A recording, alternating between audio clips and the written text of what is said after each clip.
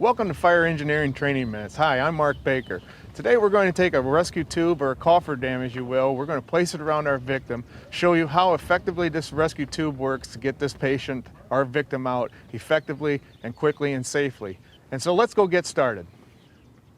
All right, once we get to the top of the bin and we get to our victim, we're going to need to start putting down some rescue platforms, as the one I'm holding in my hand. As you can see right now, I am actually sinking into the grain. Once we place that platform, you can see how I can stand up and be able to float on top of the grain, as you will. After we do that, then we want to place the rescue tube, or the cofferdam if you will, around the victim. Using the first panel to place in front of their face will help protect their airway and keep the less grain from coming down in front of your victim's face and their mouth. And once we do that, then we're going to start placing each panel, being very cautious and understanding of where our victim's placed into the grain. If he's straight up and down, we need to understand that. And if he's not, we need to improvise. And if we have to improvise, meaning that we're going to have to add more panels to the rescue. This rescue tube has the ability to add more panels if needed. Now that we have the tube or the cofferdam in place around our victim, now we need to advance the tube down. Using the step that we have here, we go to about 10 to 12 inches each time down, and we have to move opposite side of each other, so that way it doesn't lodge on the grain. So as we keep doing that, we make entry, we keep going down with the grain, and when are we going to start the bale of the grain out to get this victim relieved and get him out. And that time you keep digging and keep advancing the tube as we are right now, and keep pushing down with the step that we have. So if we can get a hard hat, would be ideal. Gut the lining out of your hard hat or your fire helmet. You can use anything such as a oil container, a plastic 5-gallon bucket, a gallon bucket, whatever you have handy to get into that rescue, get into that grain bin. It's gonna require a quick effort on that rescue. As you can see right now, they're taking out a bucket at a time, and that's how long it's going to take. A rescue like this, if you're efficient at it, it should take you about 25 minutes. Be aware though that this victim could have been in this tube, or this grain, should I say, for well over 4 hours. So it could be a long extrication in that respect.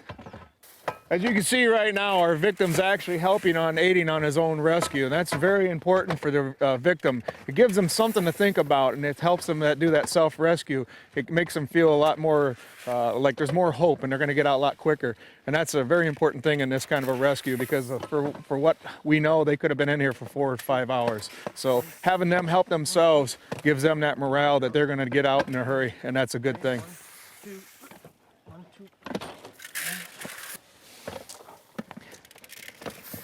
As the victim keeps digging himself out, we keep advancing the tube until you can make entry to the bottom of the victim's feet. That's about how long it's going to take you. You're going to have to dig all the way to the bottom. It's no different than a trench rescue. And you're going to have to remove all the grain until they get to the bottom, and that's going to be the easiest way to get them out. One thing that you don't want to do is you don't want to reach in and yank on your victim at this time, because he's experienced about 1,500 pounds of pressure onto his body. So if we was to yank on him, pull him out, we could actually start pulling his body apart in a sense. So that's why we want to dig every bit of the grain out. So if we actually hook the rope to him and try to pull him out, if you will, it's not going to work. That grain has that much hold on his body. He's actually experiencing over 75 pounds per square foot on his body. So that's why it's so important to remove it all, then pull the victim out. And he'll, most of the time, if he's conscious and alert, he'll be able to get out on his own.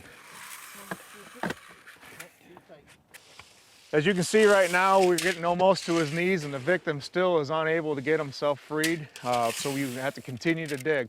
Every now and then, though, you need to ask the victim if they can move their legs, and if they can move their legs, they can actually stair-step their way out. And it all depends on the age, the physical fitness of that victim, and how long they've been in there. So that it all depends. Doug, whenever you're going to get your legs out, you want to take your feet and kind of go like this a little bit. Whenever you bend your toes down. My feet are moving in my boots. Okay, well, don't lose your boots. I have slip-ons. Okay. Oh, okay. There we go. Okay, where's the step? All right, at this point then, our victim has freed himself. After we've removed enough grain, place the step back in and assist him out in getting out of the tube.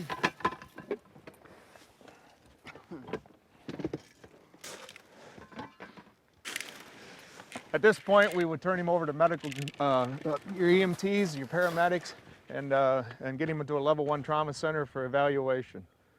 Today we got the victim out using a rescue tube, and knowing how long that victim is in, how many victims we have in that rescue, and having enough training and manpower is so important on the final outcome of this. I'm Mark Baker with Fire Engineering Training Minutes.